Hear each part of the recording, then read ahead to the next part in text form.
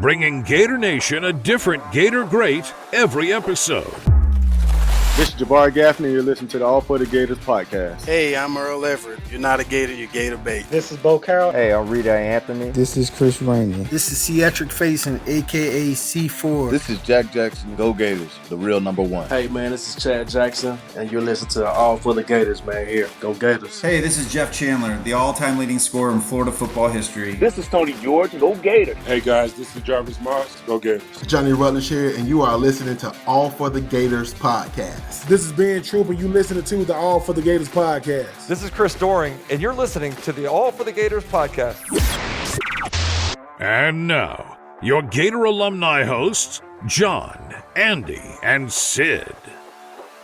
Well, looky here. The band is back together. It's good to be back. We felt incomplete without Andy. It was like Meatloaf, 2 out of 3, not bad. No. It was for a good reason, but unfortunately I missed it. Well, welcome back. Yeah, welcome back. Last week we did a 2003 NFL Draft first round watch party, and it was just me and Sid and Riddell Anthony. So we just had to slum it, you know? Yeah, I had a good fill-in for me. I took care of you guys. Tell us where you were at. So I was at senior night for my son for baseball. Watched him put a grand slam over the scoreboard. That was a grand slam? Wow. Grand slam. I didn't know it was a grand slam. Grand slam. All right. Yeah. Wow. Very, very Don Mattingly of him. Very nice. Blue Angels flew over the field because they were practicing for the air show. It was a surreal night. It was awesome. Very nice. We will give you a hall pass. That is a more than acceptable excuse. Absolutely. Welcome With back. An epic bat flip, by the way. Yes, and that's what I said in last week's show, if you would have listened to it. Tomorrow. Which you will. Tomorrow. You will.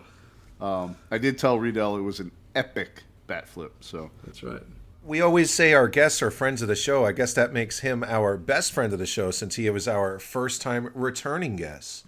Yeah, I believe you said he was here twice as much as any other guest, so. It's a fact. He's a statistical genius. That's right. I love Absolutely. it. There's the only kind of statistical insight you could find only here at the All for the Gators podcast. Yeah, you don't get that anywhere else. So what we did was we watched the first round of the NFL Draft unfold. We were going to watch it until Anthony Richardson got picked. And he got picked at 4 by the Indianapolis Colts, and we broke it down and we discussed everything. And I think we stayed on for a couple more picks. We did. But, then we called it a night. So what I thought we would do here in the beginning is just give a recap of where all the Gators went in the draft, and even some of the ones that went to NFL teams as undrafted free agents after the draft completed. So I believe, Sid, you have a recap for us? Is this true? Yes, and there were a good amount of them. Boy, you would think we'd had a really good team last year with all these players they just sent to the NFL. And before we get into that, I would like to apologize to the Station family. And I probably just mispronounced his name and have further apologies. But at the time that the Colts drafted Anthony Richardson, I'm like, this guy, how is he the head coach? And then we were looked up, and I said he spent some time with the Browns. So now that I've done further research, apparently he is the quarterback guru behind the success of Justin Herbert and Jalen Hurts. So maybe that is a little more promising for our former quarterback, Mr. Richardson, than we initially felt. So perhaps he is the quarterback whisperer for those young quarterbacks. So I apologize for not being more prepared and knowing that at the time. But after further research, he might be all right for this. I couldn't agree more. Can we talk about the Gators? But let's talk about the Gators. Right. Well, that does affect the Gators. No, I know. Let's get back on track Yes. there. Yes. Okay, so a recap of the draft, and we just spoke about that first pick, the 4th overall to the Indianapolis Colts, our former quarterback, Mr. Anthony Richardson. And then we had 2 picks go in the second round. Andy gets the pleasure of looking forward to the Chicago Bears facing his beloved team with the former defensive tackle, Gervin Dexter Did you say the Chicago Bears? Did I say the Chicago Bears? Which is good. I let it go because it's great. Don't let it go. Nothing wrong with fruit. Nothing wrong with fruit. They're a fruity team. They have been playing a little fruity the last couple of years, so it's a little on point. Okay. Sorry. But that's okay. You got me there. Okay. So then after we get past those pair of picks, more pairs, to the 59th pick, Buffalo Bills, Mr. Osiris Torrance. I'm going to be got a good chance to get into the rotation early there. That looks pretty promising. And one I'm really excited about in the 4th round, pick number 121, going not too far from Gainesville in Jacksonville, Ventrell Miller. And with a lot of young pieces there, hopefully he has an opportunity to get some playing time. Later on in the 5th round, Buffalo, guess a lot of fans of the Gators up there in Buffalo with the 150th pick. They took Justin Shorter to add to their receiving core. And the last of our drafted Gators in the 2023 draft, in the 6th round, 203rd pick overall to the Las Vegas Raiders, we have the Amari Burney adding to the linebacking core. Okay. So that's what we have for drafted players. And I believe we had more drafted players than FSU, Miami, and UCF combined. Is that true? God, I hope so. No, it is. I saw the graphic I online. can neither confirm nor deny that, but I really like the sound of that. Yeah, yes. that sounds wonderful. Well, guys, go on social media. You'll learn a lot of things. Yeah, one day. All right, what about after the draft, Sid? There's one I'm really excited about. Well, this one's probably not that. The Buffalo Bills, as I alluded to, seem to be pretty high Gator fans somewhere in their front office. As oh boy, I am not going to do well with this name, Richard Goriage. Apparently, having two Gators. Right? The line, exactly. Yes. So that there you go. He went there to Buffalo, and then.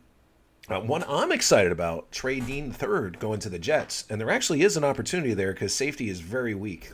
So that is an opportunity. Maybe he could get into the rotation and get some time. I think they're probably looking more for special teams, but there is an opportunity if there's an injury or he plays well, he could get on the field there. I won't talk more about the Jets. I know I'm in trouble. We'll move along with the Los Angeles Rams taking Rashad Torrance II.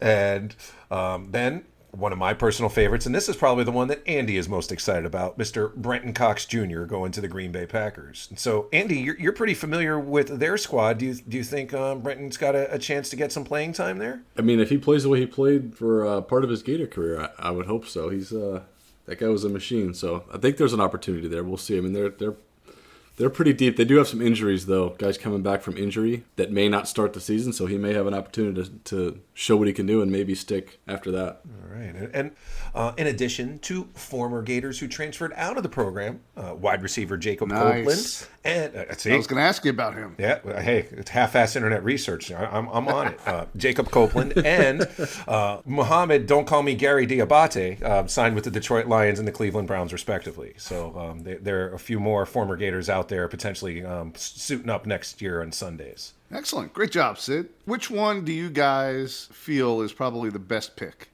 I was going to say Richardson, obviously, being such a high pick, is going to have a whole lot of eyeballs on him. But actually, one of my favorite team's rivals, I actually like Osiris going to Buffalo. Yep. I think that was going to be my pick. Yeah, I'm on the same boat. I think that's a good system in place, and he's going to have an opportunity to be, and they have a good team. He's going to be playing, well into the season. I think that might be a nice find. He could be playing lineman for them for a while. Yeah, I thought he had the best pro potential anyway, and then going to Buffalo, I think it's going to be a good fit, a first-round talent. Guards are devalued. Yeah. You know who had a lot of value? Our guest today.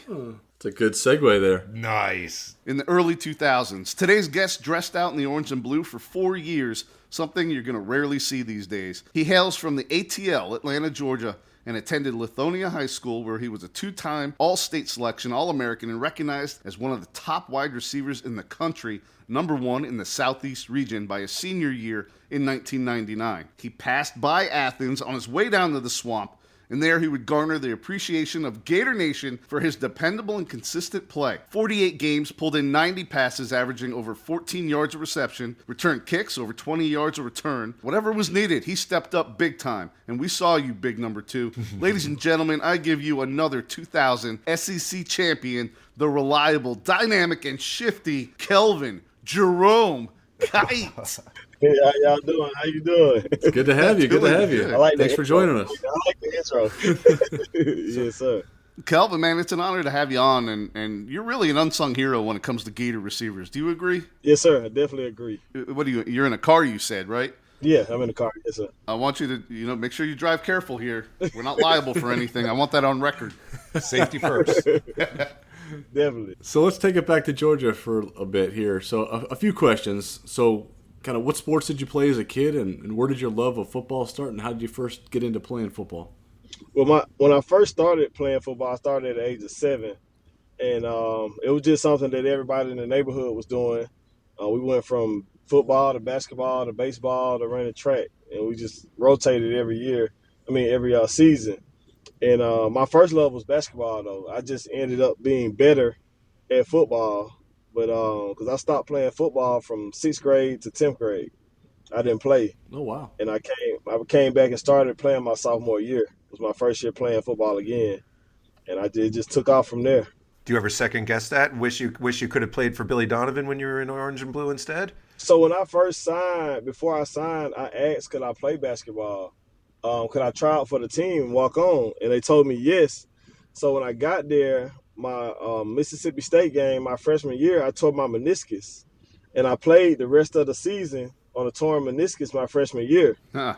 And so after the season, I had surgery, so I didn't get the opportunity to ever walk on or even try. So you were playing basketball during that few-year span of... Yeah, I played basketball in high school, went to the state championship 2 years in a row. I was the starting point guard on the basketball team. Do you still play? Yeah, I still play in the 40 and over league. Nice. Are you challenging him, Sid? Is that what I'm hearing? I'm open to it. I could still jump. Yeah. So at what point do you start to notice that you're quicker, faster, and basically just better than everybody else around you when you're playing football? So my 10th grade year, well, my basketball, I played basketball for this AAU team called Atlanta Celtics. And I had a football coach that just came to our school. His name was William Judson. He played for the Miami Dolphins. And on the glory years when that team were undefeated, he was on that team, cornerback, number 49. And he was watching me, my footwork, and he was like, man, you need to come out here and play football. I was like, well, I'm really not a football player anymore. I'm basketball. He was like, listen, come out here for the spring. If you don't like it, I'll ask you to just give me your all for a practice and see if you like it. And my first catch, they threw it up to me, and I went up and I jumped over 2 people and caught the ball. And he was like, you're not going nowhere. A sign of things to come. Were you a Dogs fan growing up being from Atlanta? I wasn't. I didn't really get into sports like that because my parents wasn't big sports fans. So I didn't really get into the Falcons or the Hawks or I love the Braves now. I was a Braves fan, but I didn't really get into anything else. So big Dale Murphy fan? Yeah, big Dale Murphy, Chipper Jones, Sid Bream. Deion Sanders? Deion Sanders, yep. Yeah. Yeah. So after you come back, you develop into really a top talent in high school. You're one of the top receivers in the country, I think you returned 3 kicks, 3 punts for touchdowns. You're 2-time All-State, All-American. Yes. How did you get recruited by UF? And also, was there any other schools out there that you were looking at? Yeah, I had actually, under the table, I had committed to Michigan after my 10th grade season. And I was going to Michigan. And my mother got sick, and so I was like, I didn't want to go there far because my mama had got sick. I wanted to be closer to her, so I started looking at schools that were closer to us. And so then Coach Hill was at Arkansas. I was about to choose Arkansas or in Tennessee, and then I ended up talking to Coach Holland, Lawson Holland. He was the running back coach at the time in 2000. And he came to my house and he was like, listen, we're about to lose 2 good receivers, Darryl Jackson and Travis Taylor, to the NFL. You know, you need to reconsider. You know, we're looking at you. So when both of those guys decided to go to the NFL, I was like, this is just my calling to come to Florida because it's right close to home and it's a top college. And Coach Spurrier was there. That was like a no-brainer. Sure. So you're another one of our guests who were selected to play in the prestigious Florida-Georgia All-Star Game. What were your memories of that? A lot of former guests have talked very passionately about their experience. Was that something that was special for you too? Oh man, it was awesome. First being selected to it and understanding, you know, what it meant to be selected into that game and playing with all the players that I played with, seeing them, being able to have those relationships with them as we continue to grow in college and into the NFL.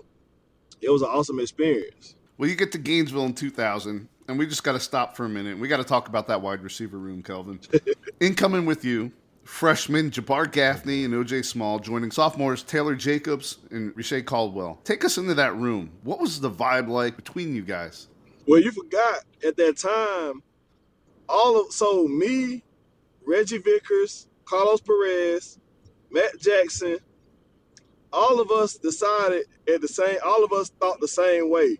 once Travis Taylor and Darryl Jackson left, everybody signed to Florida at the same time. So you had all of us in the room. Then you had Jabbar, you had OJ, then you had Rishae Caldwell, then you Alex Willett. Like, the room was stacked. Yeah, for real. So it was every day you had to go out and do what you were supposed to do, or Coach Spurrier was that type. You already know, hey, you mess up one time, you going to the back. Do you feel that's missing today? That level of competition? Yes. And I kind of blame it too on the portal. Sure. Yeah. Because now if people feel like take for instance me. When Ron Zook came in, he wanted to bring his own players in, kind of people that they recruited. So he was big on Vernell Brown, Dallas Baker, Andre Caldwell. He was big on those guys. So I had to really, literally prove myself over and over again. Huh. In this day, I could have just transferred to another school. Sure. But back then, I had to really go out and just and work hard and prove that I should be here and I should be in front of certain people. So that year, as a true freshman, you play in 11 of the 12 games, including the season opener against Ball State, which you just shared you got hurt at. But you did get your first career reception there, a nice 10-yard catch. Yeah.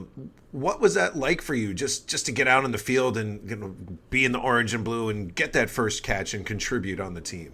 Man, it was awesome because I had a teacher that was in my 12th grade year told me that I wouldn't make it to college. And so I took a picture of her and I put it on my mirror. So every morning I would wake up and I would look at her picture and read her comment.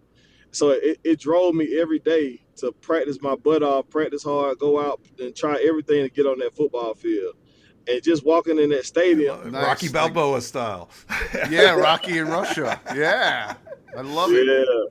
So walking through that field, walking on that field and smelling that grass and just looking at those stands, man, it's an experience that every person should have in their life because it's like none other. We've heard that from a bunch of guys that have said the same exact thing. When you first walk out, there's nothing like it. Nothing like it. So that year we talked about how stacked that receiver room was.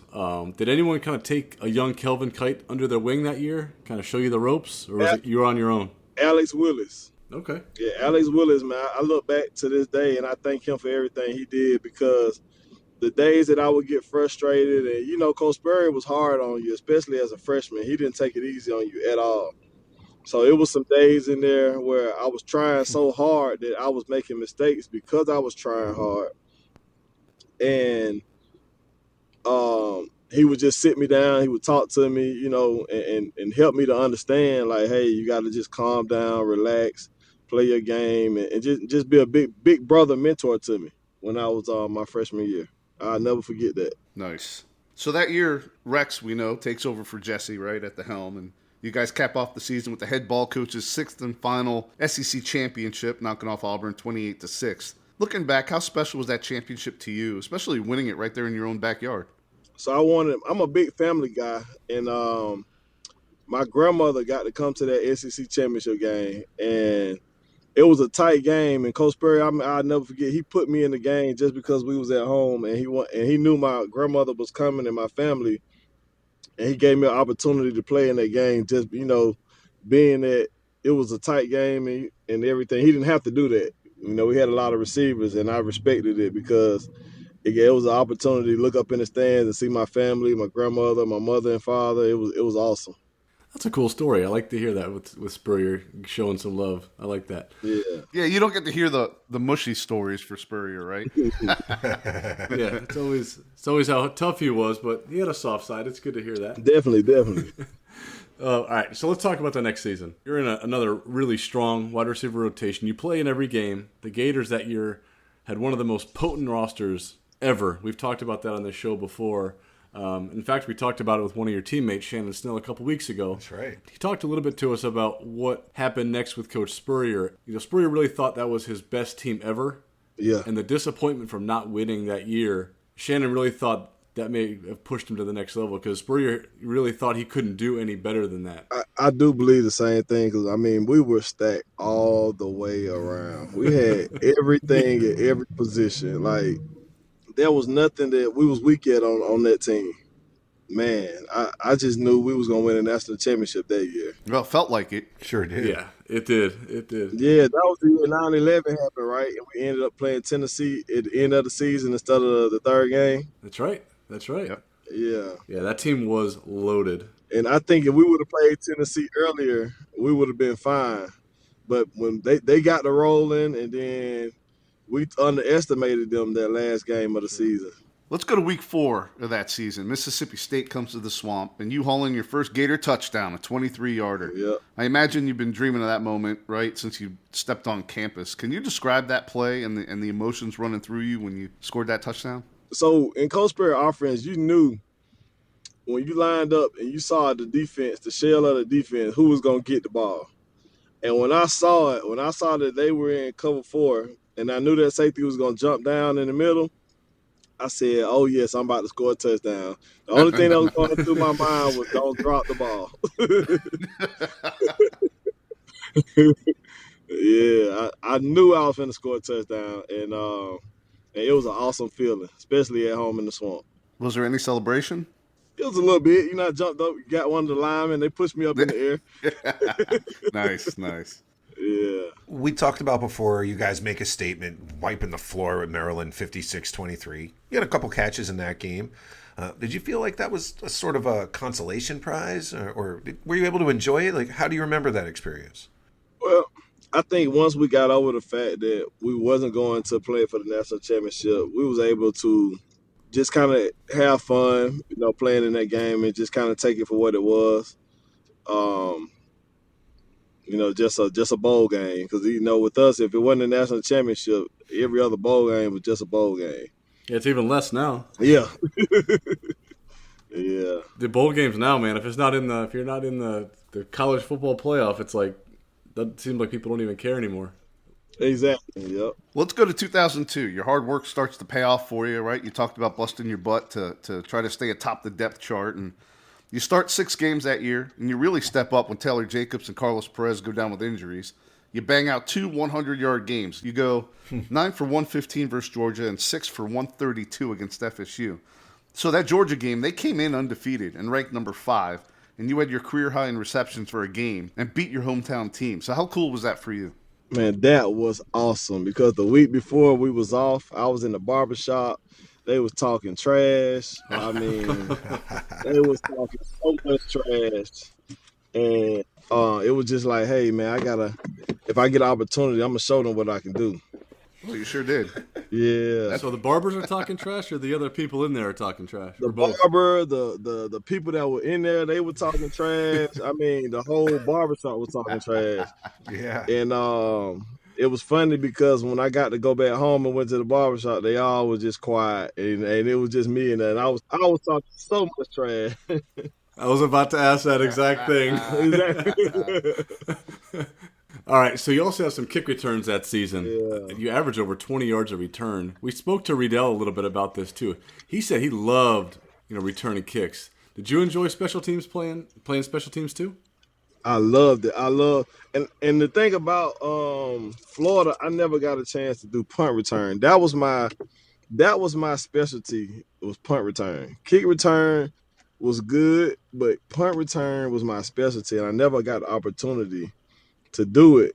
And it was funny because when I got to the NFL with Green Bay and I took my first punt return, I took it 52 yards, and my second punt return, I took it 68 yards.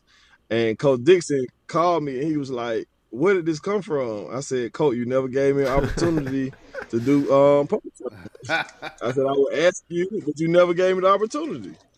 As a receiver, how much did the Spurrier to Zook transition this season play on you? Obviously, you mentioned how going to play with Spurrier was one of the reasons that brought you here. Prolific offenses.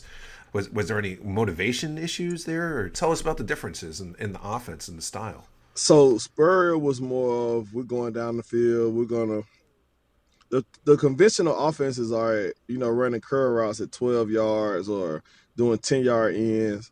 But with Spurrier, we were doing more stuff at 15 yards and down the field.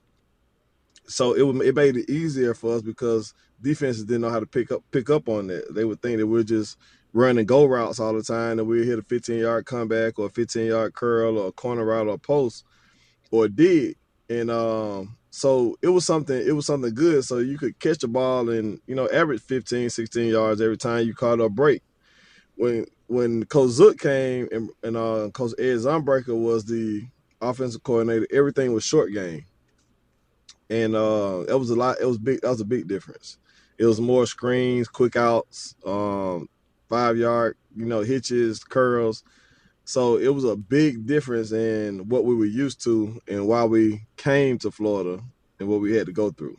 As the name implies, I imagine the fun and gun was more fun to participate in. Oh man, big time. But I'm not gonna. Well, I'm gonna say this as far as going deep and the showmanship of it. Yes, but I was that type. I like the ball to get the ball in my hands and make people miss and do things like that. So I mean, it worked out both ways. You should have opportunity to get the balls in space when you're getting it on the quick outs out in the open too. Give you a chance to use some of those punt returning skills that that you didn't get the opportunity to demonstrate there in the open field, right?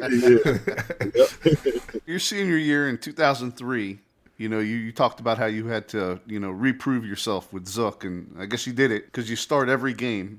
Even though the fun and gun's officially out, you're still one of 3 receivers with over 500 yards on the season. Taylor Jacobs got 1,000, and Carlos Perez was the other. So let's talk about another transition. You go from Grossman to a freshman Chris Leak that year. What was that like, and was that smooth for you? Did it matter who was throwing you the ball? It didn't matter. It was more, that freshman learning curve that Chris had to go through when he first came in. That Rex just had that it about himself. Like he knew who he was, and he knew that he could put the ball. Chris knew that he was a good quarterback, but he had to understand that offense. The offense was a little bit more complex with Zumbraker than it was with Spurrier. All right, so you talked a little bit about Zook bringing in his guys and another influx of receiver talent. Clearly he could recruit because he brings in Dallas Baker, Andre Caldwell, Chad Jackson. Did you ever find yourself kind of on the flip side now as a mentor for any of those guys? Definitely. My senior year, I definitely took Dallas Baker, and Andre Caldwell. I definitely kind of took them under my wing, just kind of make sure they was fine, showing them the ropes, and Chad Jackson too. Kind of took them up under my ropes and kind of just showed them how we practice, how to go hard. Kind of just groomed them for just like how Riche and Jabbar and Alex Willis did us. We did them the same way. Nice. Pay it forward. That's great. Great tradition. Yeah. So you don't get the usual success now here under Zook. You're going 8-5, but you still have what are called 11 big plays, which was ranked 3rd on the team. That's a stat kept by the coaches. And you actually set an Outback Bowl record with a 70-yard TD reception. Can you tell us about that one and any other plays that might stand out to you as personal favorites for you to reflect on? Well, we used to tell Coach Zumbraker, hey, man, we want to throw the ball down the field, but he was more, like I say, the, quick style offense. So when we threw that ball down the field in the Outback Bowl, it was funny. I came back to the sideline. I said, see, I told you shouldn't have waited so long. We should have been doing this. But, hey, I could get away with it then. It was my senior year, so he couldn't bench me after that. What's he going to do? That's right. But throughout that whole year, my senior year, it was just a blessing. Like I remember my first 2 games, I had a touchdown against San Jose State, 2 touchdowns versus San Jose State my freshman year, and I really thought I was going to have a real big year. All right, so you mentioned the Packers, so I'm going to go there. The other guys are going to clown me for it because I am a Packers fan. So he's from Wisconsin. After you graduate, you do go. Yes, you do go to the NFL. You sign as an undrafted free agent with the Rams, but then you get to the Packers. You get on their active roster. You get in game. How was that experience, and how did you get to Green Bay, and what was it like there? So I ended up signing with the Rams a week before our first preseason game. Mike Marks brings me into his office and says, hey, we're pretty loaded here. We got Torrey Holt, Isaac Bruce, Dane Looker, Marshall Faulk. You're really not going to get an opportunity here. So I'm going to let you go early so that somebody else could get an opportunity to see you because you have a good talent. So I didn't understand it at that time. I was miserable. And the next morning, Green Bay called. I went there. I learned their playbook in a week. ended up playing that Saturday. I didn't get in on offense, but like I say, they threw me in the fourth quarter for a punt return, and I took it 62 yards and got tripped up on the 6-yard line. Oh. Yeah, and then I think the next one I took, it was like 58 yards or something, and the guy pushed me out of bounds on like the 3. So I was trying my best to get in there. That's what helped me make that team, is being able to do punt return. I think Andy really wanted to ask you if you had like a glove or some cleats from your Green Bay days that you could send to him. Oh, God. You could frame that with his share of the team. I will ask a follow-up that I'm curious about. You talked about what it was like coming out into the swamp. What was it like coming out into Lambeau? How does that compare? Man, I tell you this, coming out in there, and those fans are crazy. Like, I remember this one game we played Jacksonville, and it was negative. It was like 1 degrees, and with the wind chill, it was negative 15. And they didn't have on no shirts. They was loud. They was yelling. I mean, it was crazy. And the wind was swirling in there because it's the way it's shaped. The wind just swirls around. It doesn't go anywhere. So it just makes it even colder. And they didn't care. They're nuts. I love that about them. They are nuts. Yeah. I was an honorary Green Bay fan for one game. That didn't last long. One game? I remember that. You want to tell the story? Oh, God, it was the Tampa game, right? Go ahead. Oh my God. So I don't even remember what year it was, but it was so John's sister lived in Tampa. We were still in school, right? If I remember right. Yeah. Yep. So we drive over, want to watch Green Bay play. They're playing Tampa, and back then Green Bay is pretty stacked. In Tampa, let's just say they weren't. So we had a few cocktails, adult beverages, ahead of the game, and I'm wearing Green Bay stuff, by the way. I borrowed Andy's. John's cheese, got his whatever. Yeah, I've got him decked out, and he's decked out in Green Bay garb and cheese gear and all that kind of stuff, and he's yelling at these guys, giving them 30-point spreads, betting everybody we walk up to about, just screaming at them how they're going to get killed. I'll give you 30. I'll give you 30. They did end up winning by more. I'll give you 30. That was the quote. I'll give you 30. And I think they won by 31. They won 34-3. So he was equally boisterous on the way out. So anyway, yeah, just had to throw that in there. Getting back to our esteemed guest, guys, you catch on with the Jags and the Vikings, and then with the Patriots, where you reunite with Rashay and Chad Jackson. How cool was that, having a New England Gator party going on up there? Man, it was awesome when I got there and got with those guys, and then a month later, then Jabbar Gaffney comes through the door, so all of us up there together, it was fun times. Nice. Wow. Is there a Gator fan in their front office somewhere at that time? Like, how does that happen? I don't know. They did draft, the Patriots drafted a lot of Gators in those years. Yeah, because they drafted Jeremy Mincey too. Jeremy Mincey went there. Hey, we had a lot of good receivers. Yeah. How often do you get to tell people you caught one of Tom Brady's 7,753 career completions? Every day, right? Does that just casually come up in conversation, like pass the newspaper? By the way, I caught one of Tom Brady's completions. So it just slips out throughout the day randomly. I'm pretty quiet about it, about stuff like that. Someone asks, I talk about it, but I'm pretty quiet about it. So who throws a prettier ball to you then? To Rex, Chris, or Tom Brady then? Man, I would have to say, to be honest with you, Tom Brady throws a great ball, but Rex Grossman ball was just, it was, I love Rex Yes, ball. Sexy Rexy. I love Rex Grossman ball. Yeah. So you got some kids, Kelvin? The kids play sports? They're athletes?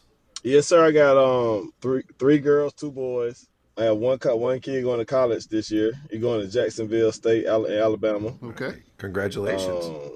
Yeah, appreciate it. My girl, all 3 of my older kids play basketball, and my youngest 2 do ballet and tap. You're busy. Yeah, you're So busy. we're constantly busy all the time. Because I coach my older ones. Older ones in basketball, AAU basketball, and I have a nationally ranked 7-on-7 football team, ninth grade, 15 and under. Very cool. Any future Gators out there we need to keep our eye out for? Definitely. Definitely. You just started a new venture, right, in your career. Can you tell us a little bit about that? Yeah, I started my own dealership. I've been working in the car business for since '08, the end of '08, and started my own dealership this year. It's been on a month now. It's been fun. So hopefully we keep it up. So we usually end with a bit. We do Mount Rushmore's, other things. So we like to do also what we call a 5 for 5. So what that is I'm going to name 5 of your teammates, and then you tell us the first word that comes to mind when I give the name. You ready? All right. Let's go. All right, number 1, Jabbar Gaffney. Crazy as I don't know what. And now Hall of Famer. That's right. Friend of the show. All right. Number 2, Ben Troop. The funniest guy in America. Also friend of the show. We had him on the show, man. He is a character. He is funny. All right. Number 3, Rashay Caldwell. That's another funny one. You had some characters back then, right? You just look at Rashay and just start laughing, man. I miss that guy so much. Oh my God, I miss him. All right, number 4, Chad Jackson. Big Swole. Ooh, I like that. Came in, always lifting weights heavy, looking like he was swole all the time. Big Swole, all Big right. Swole. Yeah, we had him on the show. He was a lot of fun, too. That's my favorite. All right, last but not least, number 5. We've talked about him already in the show, but I got to hear what your 5 for 5 word is for Rex Grossman. Oh, man. I don't even know what to call it. Rex was unbelievable. I say that unbelievable because Rex didn't study no playbook. Rex didn't, but you get him out there on that field and he just knew what to do. Like sometimes we'll be like, Rex, what are you doing? He's like, just do what I say do. Just go get open. Yeah, he was unbelievable, man. He was unbelievable. Yeah, he was. He was a lot of fun to watch. That whole team was. I mean, that era was a fun era for us fans. I'll tell you what, I'm sure it was fun for you guys as well. Yes, sir. Really, we appreciate you coming on. You've been really gracious with your time tonight. It's been, as John said earlier, it's an honor to have you on with us. All big fans of you. Absolutely. Got to see you play. Really excited to have you on the show. So thanks for your time tonight. We really do appreciate it. Thanks, Kelvin. Appreciate it. Thank you. Another Gator great wide receiver. Love it. We've had quite the wide receiver room on our show. Lots of friends of the show here. We had Big Swole on the show. That might be my new favorite nickname. That was a new goodie. That was awesome. I wish we knew that back when we talked to him. Mental note for when Chad comes back on. Well, yeah, absolutely. When we have him on again. That's right. That's right. We got to have him on again anyway. He's one of my favorites. Yeah, he was good. And I'm sorry that Kelvin Kight didn't agree to send you any of his Green Bay stuff. That's okay. But hey, you spoke to a unicorn, right? A Gator and Packer. I know, there aren't many of those. That's pretty cool. There aren't many of those. Brenton Cox Jr. Yes. Future friend of the show. Yep. All right, guys, let's get to our 2 bits. All right, I'm going to go first because I want to. Okay. All right. Mine's going to be easy. The man what he wants. Mine's easy, and I don't want you guys to take it. I don't think you'll take it, but okay. I'm going to go with all of his Packers references. Surprise. Yeah, I thought it was cool though about, getting put in on punts, almost returning one and maybe even close on another one, and then his old coach from the Gators calls him and says, "Where was this?" And he's like, "Hey man, you never gave me a chance." And then also how, just the comparisons of running out at the swamp in Lambeau and yes, the fans in Green Bay are a little different. So, yeah. Absolutely. Yeah. So, that's mine. Good one, Andy. Cool. And a surprise to nobody. Yes. At least nobody that's on that the was show. the Captain Obvious 2-bit, but that was still well executed by Frank. Yeah. That's right. I mean, I really enjoyed his insight and his stories about his time playing at UF, but mine was right there at the end, my 2 bits, when he talked about Rex Grossman never studying the playbook cool. and just going out there and say, "Hey, just do what I tell you to do." Like he's drawing the play in the dirt. Could sort of visualize that. Yes, I love that. Yeah, that's great. I'll tell you what, if we ever do get Rex on this show, we're gonna have to have a longer episode with all the that may be a the ammunition we have from all these guys. We have a lot to cover with future friend of the show, Rich. Yes, we do. Okay, yes, we do. So my 2 bits is I think it's really fascinating that he said how he always wanted to do the punt return, clearly was successful as a kick returner, but never really got a chance. And then after having not done it at all since high school, he gets into the NFL and he has 2 long returns.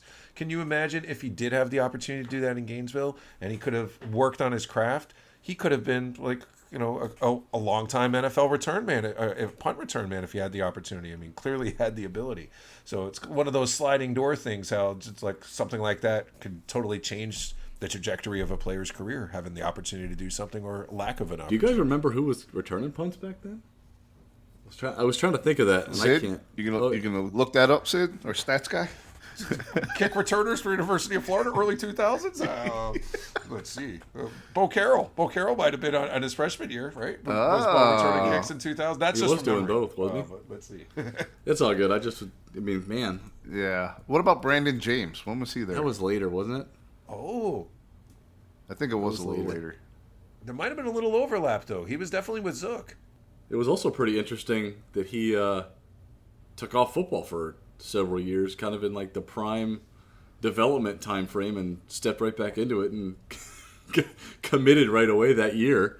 Not to Florida, but ended up coming to Florida. But must have had some serious football talent, man. All right, my half-assed internet research, I got some answers. Okay. So Brandon James was a little later on. That was 2006 through 2009. Okay. But future friend of the show, Lito Shepherd, was returning the punts for the early part of Kelvin's career, because Lito is listed here as doing the punts returns from 99 through 2001. Okay. Bo Carroll was doing it through 2000, so there was a little overlap there too.